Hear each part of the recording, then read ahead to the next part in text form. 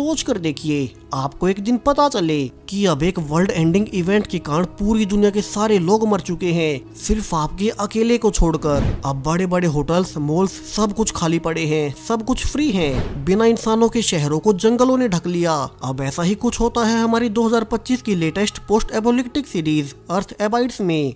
कहानी की शुरुआत इश नाम के एक बायोलॉजिस्ट से होती है, जो कि पिछले कई महीनों से जंगल के बीचों बीच अकेला रह रहा था ताकि अपनी रिसर्च पूरी कर सके।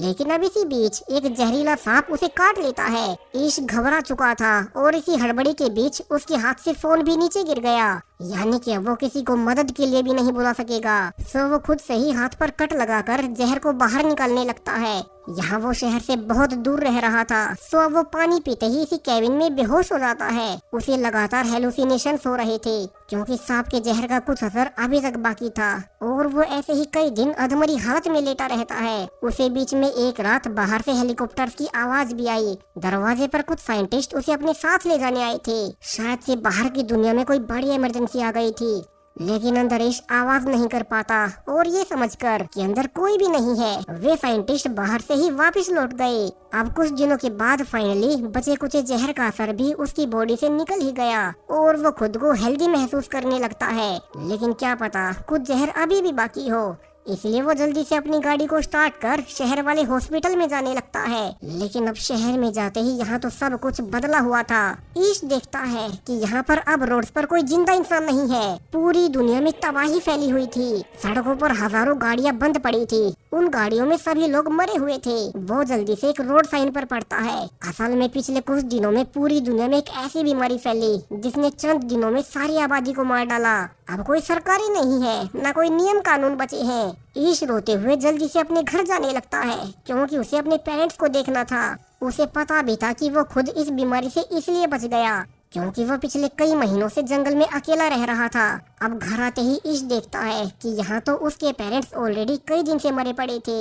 अब वो कुछ देर रियलिटी को स्वीकार करने के बाद अपने पेरेंट्स की कब्रें खोदने लगता है ताकि उनके लास्ट राइट्स कर सके। अब आने वाले कुछ दिनों में वो समझ चुका था कि यहाँ उसके टाउन में अब उसके अलावा कोई जिंदा नहीं बचा, लेकिन उसे उम्मीद थी कि उसके अलावा और भी कुछ सर्वाइवर्स बाहर तो बचे ही होंगे, जो कि शायद से उस बीमारी से इम्यून रह गए होंगे। इसीलिए अब सेफ्टी के लिए साथ में गन और बाकी सप्लाईज लेकर वो लास वेगास शहर में जाने लगता है। रास्ते में जो ब्रिज उसे शहर से जोड़ता था वो भी ब्लॉक्ड पड़ा था, सो इसको काफी लंबा सफर तय करने के बाद दूसरे रास्ते से लास वेगास में जाना पड़ता है। लेकिन अब ये शहर भी खाली पड़ा था, यहाँ दूर दूर तक कोई भी जिंदा नहीं है। बड़े बड़े होटल्स और कसिनोज खाली पड़े थे। सो ईश अब थक हार कर एक फेमस होटल में रुक जाता है। यहाँ अब चूंकि सब कुछ उसके लिए फ्री था, तो वो महंगी वाइन्स पीने लगता है कि अब अगली ही रात उसके पास दो और सर्वाइवर्स मिल्टन और एन आते हैं, जो कि उसी की तरह इस बीमारी से इम्यून थे। वे बताते हैं कि वे पिछले कई दिनों से ऐसे ही महंगे होटल्स में रह रहे थे। मिल्टन इसको आखिरी टीवी ब्रॉडकास्ट भी दिखाता है, जिसमें अनाउंस किया जा रहा था कि वैज्ञानिक इस नई बीमारी का एंटीडोट नहीं खोज पाए और इसके बाद विभिन्न देशों में गृह युद्ध छिड़ गया। लोग राशन पाने के लिए एक दूसरे को मारने लगे और सिर्फ कुछ ही दिनों में हर कोई मारा गया। ईश जान पाता है कि मिल्टन और एन ने आज पहली बार किसी और जिंदा इंसान को देखा है, यानी कि पूरी दुनिया में जिंदा बचे हुए लोगों की संख्या बहुत कम होने वाली है। वो ये भी जान पाता है कि इतने दिनों से अकेले रहने पर मिल्टन और एन की मानसिक हालत बहुत खराब है। एन रिवील करती है कि उसने वीडियो कॉल पर अपने पति और बच्चों को मरते हुए देखा था, जिसके बाद अब उसे जीने की कोई इच्छा नहीं रही। अब ईश आने वाले कुछ दिनों तक उन्हीं के साथ इसी महंगे होटल में रहना शुरू करता है। इतने महंगे और ब्रांडेड कपड़े सब कुछ फ्री होने पर अब उन्हें कुछ भी अच्छा नहीं लगता, मानो ब्रांड्स की कीमत भी इंसानों के साथ ही खत्म हो गई। मिल्टन भी बताता है कि वो एक बड़ा बिजनेसमैन था और उसने अपनी मेहनत से बहुत कुछ कमाया, मगर अब ना उसके पास उसकी शोहरत है और ना ही उसकी फैमिली। सो उसने अपने पास एक गन रख रखी है ताकि वे तीनों एक साथ अनलाइव हो सके। अब ये सुनकर तो ईश घबरा कर बाहर भागने लगता है, क्योंकि उसे अभी भी जीने की इच्छा थी और उसे अपने पीछे दो गोलियां चलने की आवाज आती है, यानी कि मिल्टन और एन ने वो कर ही लिया। ईश फिर से अकेला हो गया। उसे लग रहा था मानो वो पूरी दुनिया में अकेला ही जिंदा इंसान बचा हो। तो वो बड़ी तेज स्पीड में गाड़ी चलाते हुए शहर से बाहर निकल आता है और यहीं रास्ते में उसे एक डॉग मिला। अब इसी डॉग में उसे अपना एक साथी मिल चुका था, किसी के साथ जीने की उम्मीद। तो वो उसे लकी नाम देता है और अपने साथ रख लेता है। यहाँ से इसने अपनी लाइफ एक नए सिरे से जीने का फैसला किया। तो अब वो पहले बहुत सी सर्वाइवल की बुक्स लेकर अपने पुराने घर में वापस आता है, जहाँ की वो अब से लकी के साथ रहेगा। वैसे भी खाने और राशन पानी की तो अब कोई कमी ही नहीं थी। और अब धीरे धीरे समय बीतते हुए उन्हें 1 साल हो चुका है। ईश और लकी एक साथ रहते, दिन में वे बाहर घूमने जाते। बेशक से शहरों में कोई ना हो, मगर फिर भी वे किसी और जिंदा सर्वाइवर की तलाश करते। कि एक दिन लकी एक घर को देखकर भौंकने लगता है, जिससे कि धुआं निकल रहा था। ईश अब लकी को लेकर जल्दी से वहीं जाने लगता है, यानी कि उन्हें वहाँ अपने अलावा और भी कोई जिंदा इंसान मिलेगा। और यहाँ पहुंचकर उन्हें एक एमा नाम की लड़की मिलती है, जो कि शुरू में तो डर रही थी, मगर ईश यकीन दिला देता है कि वो उसके लिए कोई खतरा नहीं। वे एक दूसरे से जान पाते हैं कि पिछले 1 साल में उन्होंने एक दूसरे के अलावा और किसी को जिंदा नहीं देखा। वे इसलिए भी खुश थे कि अब उन्हें एक दूसरे का साथ मिल गया, वरना वे कितने अकेले थे। एमा भी यहाँ से ईश के साथ उसी के घर पर रहने आ जाती है। ईश ने यहाँ अकेला रहने से कुछ नहीं संभाला था, तो अब दोनों मिलकर उसके घर को रेनोवेट करने लगते हैं। यहाँ खाने का स्टोर भी पास ही था, तो यहाँ से वे अनलिमिटेड खाना ले पाएंगे। एक दूसरे से मिलकर उनमें जीने की एक नई उमंग जाग उठी। अब वे एक्साइटेड होकर उठते, अपने डेली के काम पूरे करते। यहाँ उन्होंने अपनी हॉबीज भी डेवलप कर ली थी, ताकि वे बोर ना हो। वहीं इसके अलावा उन्हें ये भी पता था कि अगर वे दुनिया के आखिरी बचे हुए कपल हुए तो उन्हें ही आबादी को आगे बढ़ाना पड़ेगा। वहीं अब तक इंसानों के विलुप्त होने के बाद जंगली जानवर शहरों तक आने लगे थे। समय के साथ ईश ने घर में सोलर पैनल्स भी लगाने शुरू कर दिए, ताकि उनका घर पूरी तरह से रेडी हो जाए। वहीं कुछ ही दिनों में एमा भी ईश के बच्चे की प्रेग्नेंट हो चुकी थी। एमा बहुत खुश थी कि अब उन्हें जीने का एक और कारण मिल जाएगा, जबकि ईश स्केप्टिकल था कि उन्हें अपने बच्चे को इस पोस्ट एपोलिप्टिक दुनिया में लाना भी चाहिए या नहीं। इसके अलावा उन्हें इस बेबी की डिलीवरी भी करनी थी। सो ईश पास की लाइब्रेरी में जाकर बेबी पैदा करने की बुक्स पढ़ने लगता है। समय के साथ उनका घर हर ओर से सेफ हो चुका था। उनके घर पर सोलर पैनल्स लग गए, तो अब वे खाने को फ्रीजर में स्टोर कर पाएंगे। उन्होंने बहुत से चिकन्स और पालतू जानवर पाल लिए थे, जिनसे उन्हें अंडे और दूध मिल रहा था। उनके पास एक बड़ा हरा भरा गार्डन एरिया था। आसपास की हवा भी इंसानों के बाद साफ हो गई, यानी कि उनकी लाइफ लिटरली परफेक्ट हो चुकी थी। लेकिन अब समय के साथ उन्हें एक बड़ी प्रॉब्लम का सामना करना पड़ता है। दरअसल उनके आसपास के एरिया में चूहों की संख्या दिन प्रतिदिन बढ़ती ही जा रही थी, और अब तो वे उनके घर के पास भी आने लगे थे। तो वे अपने घर के आसपास के सारे कूड़े को जलाने लगते हैं, ताकि चूहे दूर रहें। लेकिन जब ये तरीका भी काम नहीं करता, तो उन्हें अपने घर को अंदर से सील करना पड़ता है। रात को एमा कहती है कि वे जल्द ही चूहों का कोई न कोई इलाज ढूंढ लेंगे। वैसे भी अभी तो वो अपने होने वाले बेबी के लिए खुश है, और आने वाले कुछ हफ्तों में इस आसपास की बिल्लियों को उठा लाता है, जिससे कि टाउन में चूहे खत्म होने लगे। और आखिरकार वो दिन आ ही गया जब एमा को बेबी पैदा होना था। दोनों ने इस दिन की बहुत तैयारी कर रखी थी, तो इसके मदद करने पर उन्हें एक हेल्दी बेबी गर्ल पैदा होती है। वे खुश थे और वे टाउन में जाकर अपना एड्रेस पेंट कर देते हैं, ताकि अगर कोई और बचा हुआ इंसान उनके टाउन में आए तो वो खाने और पानी के लिए उनके घर आ सकते हैं। और अब धीरे धीरे 6 साल बीत चुके थे। आज जब ईश अपनी गाड़ी से जा ही रहा था कि रास्ते में उसकी गाड़ी के सामने एक जानवर आ जाता है। दरअसल अब जंगलों और शहरों में कोई बाउंड्री नहीं बची, तो अक्सर जंगली जानवर शहरों तक आते ही रहते हैं। अब ईश भी उसे देख ही रहा था कि इसी बीच उसे एक लड़की दिखाई देती है, जो कि डरकर उसे दूर भाग रही थी। ईश भागकर उसे जल्दी से रोकता है कि वो उनके घर चले, लेकिन वो लड़की कुछ ज्यादा ही डर रही थी, और वो ईश के उसे सेब देने पर समझ जाती है कि वो उसे कुछ नहीं कहेगा। तो वो उसके ट्रक में पीछे बैठकर घर तक आती है। यहाँ तक ईश और एमा ने 2 बच्चे पैदा कर लिए थे। बड़ी बेटी हेदर के पैदा होने के 2 साल बाद उन्हें एलेक्स भी पैदा हुआ। वही एमा तो अब तीसरे बच्चे से भी प्रेग्नेंट है। अब लगता है कि पूरी दुनिया की आबादी यहीं 2 बढ़ाएंगे। खैर, अब इसके अलावा उनके टाउन में लिखे एड्रेस के बाद 2 और सर्वाइवर्स उनके साथ रहने आ गए, जॉर्ज और मरीना। हालांकि वो नई लड़की अभी तक डरी हुई थी और वो ट्रक से नीचे नहीं उतरती। यहाँ बाकी सब भी ज्यादा जोर जबरदस्ती नहीं करते, और वो लड़की आज की रात उसी ट्रक में ही रही। अब सुबह जब मरीना उसे खाना भी देने जाती है तो वो घबरा जाती है। तो मरीना उसे अपनी कहानी सुनाती है, कैसे वे भी एक साथ ही भटक रहे थे। फिर उन्हें ईश और एमा का एड्रेस मिला और फिर वे पिछले कई सालों से यहीं आराम से रह रहे हैं। यहाँ किसी चीज की कमी नहीं। अब उस लड़की को नहाने का कहकर मरीना उसके सामान से अजीब सी ड्राइंग्स देखती है। इसके अलावा एक लेटर भी था जिसमें कि उस लड़की का नाम ईवी लिखा हुआ था। अब मरीना ये लेटर सबको दिखाती है, जिसे कि ईवी की माँ ने लिखा था कि जिसे भी ईवी मिले वो उसका ध्यान रखे। दरअसल जब वो बीमारी फैली तब ईवी के पिता ने उसे फिजिकली हैरेस किया था, जिसने उसके मन पर गहरा प्रभाव छोड़ दिया। इसलिए वो हर किसी को देखकर डर जाती है। और एक दिन ईवी की माँ ने ही उसके पिता को मारकर ईवी को बाहर भगा दिया था। पांचों अब ईवी को अपनी फैमिली में शामिल कर लेते हैं। जल्द ही एमा को भी तीसरा बच्चा पैदा हो चुका था, जिसका कि वे जोए नाम रखते हैं, क्योंकि उनकी फैमिली बढ़ती ही जा रही थी। वे आने वाले 1 साल तक खुशी खुशी एक साथ रहते हैं कि अब एक दिन उन्हें किसी के आने का सिग्नल मिलता है। तो सभी बच्चों को घर में जाने का कहकर सभी अडल्ट्स गन लेकर देखने जाते हैं कि ये कौन है। वे देखते हैं कि ये तो एक और सर्वाइवर्स का ग्रुप था जो कि टाउन में इसका एड्रेस देखकर आए थे।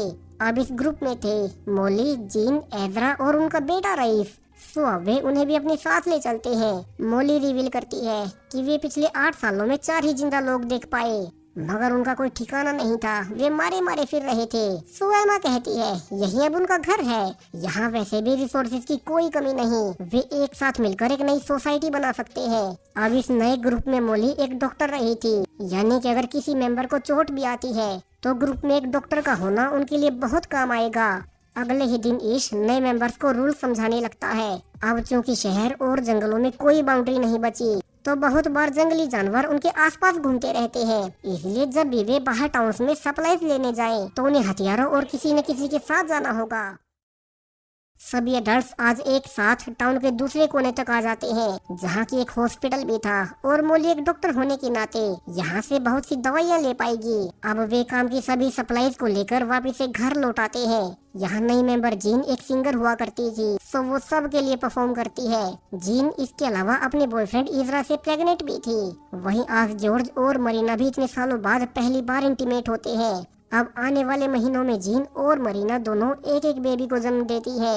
और अब ऐसे ही धीरे धीरे 14 साल बीत चुके हैं। ईश और एमा पहला कपल जिन्होंने फैमिली शुरू की थी, अब उनकी फैमिली बहुत बड़ी हो चुकी है। वे आज अपनी सबसे बड़ी बेटी हैदर का बर्थडे सेलिब्रेट कर रहे थे। यहाँ ईश अब अपने ग्रुप के सभी बच्चों को पढ़ाता ताकि उन्हें पहले वाली दुनिया का भी सब पता हो। पहले वाली दुनिया जो कि आबाद हुआ करती थी, वहाँ की सोसाइटीज काम कैसे करती थी, वहीं आगे आने वाले समय में उन्हें ही दुनिया को आगे बढ़ाना होगा। सो ईश बच्चों को सब समझाता। अब एक दिन जब बहुत तेज तूफान आया था तो वे नोटिस करते हैं कि उनका डॉग लकी तो घर पर नहीं है।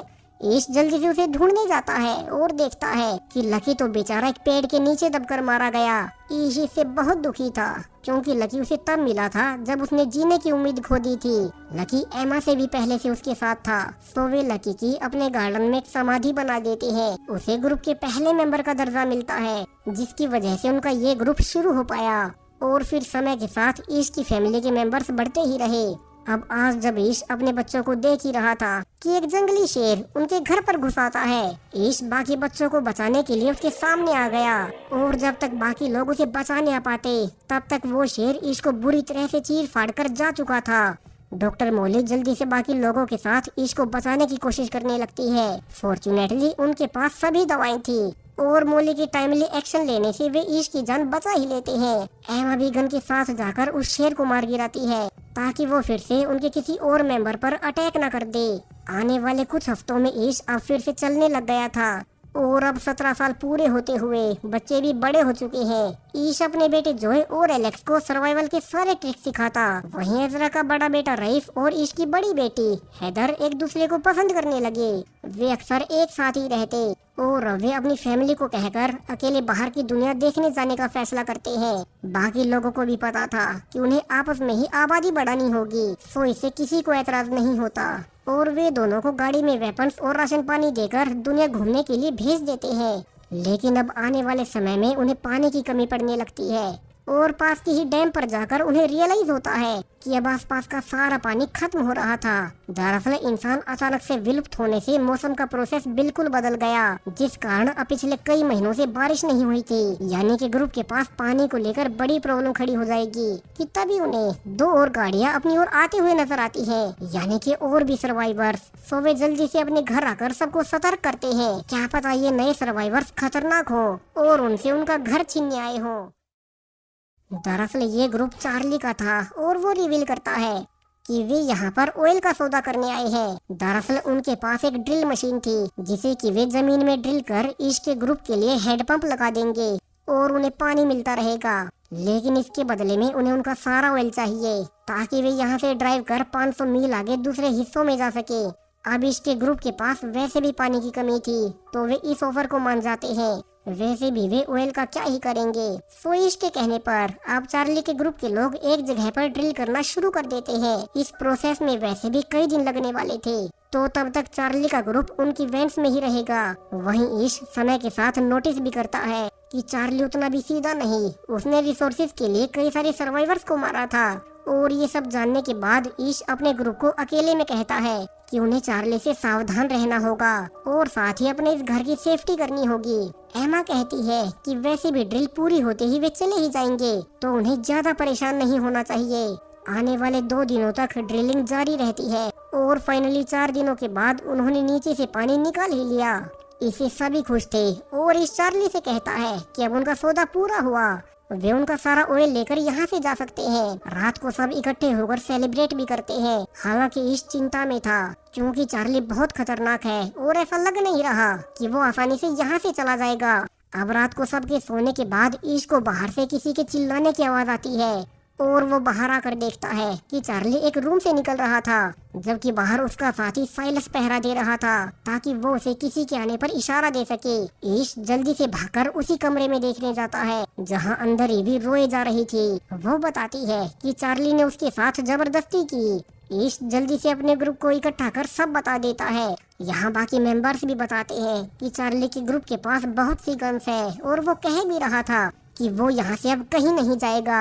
अब ईश कहता है कि फिर तो उन्हें चार्ली को जान से मारना होगा, वरना वो ऐसे अपने ग्रुप के लोगों को हैरास होते हुए नहीं देख सकते। आज उसने ईवी के साथ ऐसा किया है, कल को किसी और के साथ करेगा। यहाँ बाकी सब भी इसके पक्ष में तो थे, मगर वे ये भी डिस्कस करते हैं कि जब पृथ्वी पर वैसे ही इंसान नहीं बचे तो क्या उन्हें चार्ली को जान से मारना चाहिए। लेकिन इसके अनुसार अगर वे चार्ली को मार दे तो फिर उसका ग्रुप कुछ नहीं करेगा और वे अब एक साथ चार्ली को घेर लेते हैं। और उसके ग्रुप को पता चलने से पहले ही इस प्लान के अनुसार चार्ली को जान से मार देता है। इसको खुद भी बुरा लग रहा था कि उसने पहली बार किसी की जान ली है, मगर उसे ये सब अपने ग्रुप के लिए करना पड़ा।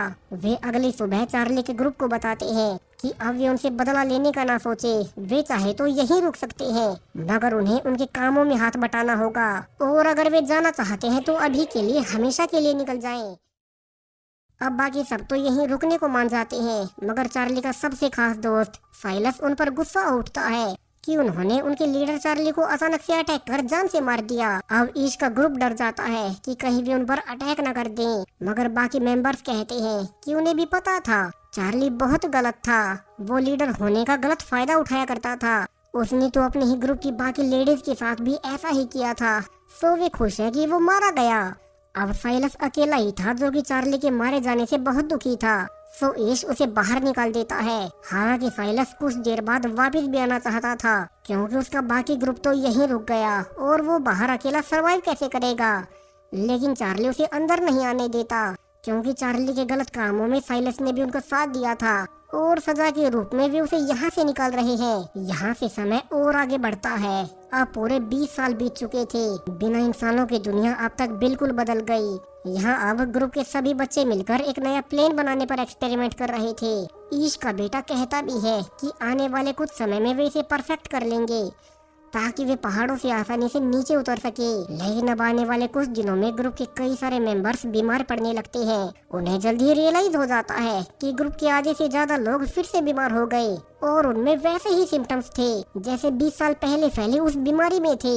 डॉक्टर मोली अब रिवील भी करती है कि वैसे तो वे उस बीमारी से इम्यून हो चुके थे, लेकिन अब समय के साथ वो वायरस और इवॉल्व हो गया। हालांकि ये नई स्ट्रेन इतनी भी पावरफुल नहीं है, तो वो इसका इलाज ढूंढ लेगी। सो अब बचे हुए मेंबर्स बीमार लोगों की देखभाल करना शुरू करते हैं। यहाँ इसका बेटा जोई तो और बुरी हालत में था, जहाँ पूरा ही ग्रुप इसकी वजह से परेशान तो था ही कि एक दिन इसकी बड़ी बेटी हैदर घर अकेली वापस लौटती है, जो कि रीफ के साथ बाहर की दुनिया घूमने गई थी, और वो भी अब अपने ट्रिप के बारे में सब कुछ बताना शुरू करती है। वो रईफ अपनी गाड़ी लेकर बहुत सारे शहरों को पार कर आगे बढ़ रहे थे। वे हर रोज नई जगहों को खोज रहे थे, लेकिन हर बार हर एक टाउन उन्हें अबेंडन ही मिलता। वे कोशिश कर रहे थे कि उन्हें कोई तो और सर्वाइवर मिले, मगर उन्हें कोई नहीं मिला। सो एक दिन जब वे एक पहाड़ी पर कैंपिंग कर रहे थे कि उन्हें एक आदमी नजर आया। हैदर उसके पीछे भी गई, लेकिन तब तो वो भाग गया, मगर बाद में पीछे से आकर उसने रईफ को चाकू के पॉइंट पर ले लिया और उन्होंने पहचाना कि ये कोई और नहीं बल्कि साइलस ही था। वही साइलस जिसे कई साल पहले चार्ली की मौत के बाद ईश ने अपने ग्रुप से निकाल दिया था। सो उसी का बदला लेने के लिए उसने रईफ को चाकू मार दिया, जिसके बाद हैदर को भी उसे मारना ही पड़ा। मगर तब तक बहुत देर हो चुकी थी और रईफ ने दम तोड़ दिया। उसे वहीं बीच पर दफनाने के बाद हैदर ने वापस आना शुरू किया, और रास्ते में गाड़ी बंद पड़ने के बाद उसने अपना बाकी का सफर पैदल ही तय किया। यहाँ से उसे भी पता चलता है कि आधे से ज्यादा मेंबर्स उसी बीमारी से ग्रस्त हो गए, जो कि 20 साल पहले फैली थी, मगर ये वेरिएंट पहले जितना पावरफुल नहीं रहा। और डॉक्टर मोली इसी का इलाज ढूंढ रही है। यहाँ वे छोटे जोए का फीवर कम करने के लिए उसे ठंडे पानी में भी लेटाते हैं, जहाँ अगले कुछ दिनों में डॉक्टर मोली की दवाइयों से ज्यादातर मेंबर्स फिर से नॉर्मल हो रहे थे। लेकिन ये दवाई जोए पर काम नहीं करती और वो अपने पेरेंट्स से आखिरी बार बात करके दम तोड़ ही देता है। अब ईश इस घटना से बिल्कुल टूट चुका था। जोए के अलावा भी उनके ग्रुप के 3 और मेंबर्स मारे गए थे। अब एमा अकेले में ईश को समझाती है कि जब उनके पास कुछ नहीं था तब सिर्फ उन दोनों ने मिलकर रहना शुरू किया, और अब तो उनके पास उनका पूरा ग्रुप बन चुका है और वे ही आने वाले समय में पृथ्वी को फिर से आबाद कर देंगे। सो उन्हें हिम्मत न हारते हुए ग्रुप के बच्चों को रेडी करना होगा। ईश अब अकेला एक पहाड़ी पर जाकर सनराइज देखता है। उसे अब महसूस हो रहा था कि 20 सालों के बाद दुनिया कितनी बदल गई। वो वापस जाकर अपने बच्चों को स्पीच देता है कि अब तक वे गलत दिशा में आगे बढ़ रहे थे। वे पहले वाले दुनिया के जैसे बनने की कोशिश कर रहे थे, मगर अब दुनिया वैसी बची ही नहीं है। सो उन्हें प्रकृति के हिसाब से सीखना होगा। अब उन्हें नेचर ही सिखाएगा। अब से उन्हें वो सीखना होगा जो उन्हें इस नई दुनिया में रहने में मदद करे। और अब वे एक साथ मिलकर रेडियो को फिर से चालू करने लगते हैं, ताकि वे आपस में एक कम्युनिकेशन बना सके, जहाँ से अब वे एक साथ मिलकर अपनी नई इंसानी सोसाइटी खड़ी करेंगे। वे सोशल इवेंट्स रखेंगे ताकि बच्चों को पता लग सके कि कैसे इंसान एक सोशल जीव है। और वे आसपास जाकर बर्बाद हो चुके शहरों को अपने हिसाब से रेनोवेट करना शुरू करते हैं, ताकि वे इस नई दुनिया की नई सोसाइटी शुरू कर सके, जहां अब धीरे धीरे इस नई दुनिया को 50 साल बीत चुके थे। बूढ़ा ईश अपने पोते को कहता है कि ये नई इंसानी सभ्यता उन्हीं की वंशज है, जिसे अब उसे आगे बढ़ाना होगा। और इसी हैप्पी एंडिंग के साथ ये पूरी सीरीज यहीं पर खत्म हो जाती है। और शेयर करके चैनल को सब्सक्राइब करें और बेल आइकॉन प्रेस करें, जिससे आने वाली वीडियोस मिस ना हो। मिलते हैं अगली वीडियो में। Till then bye bye, take care.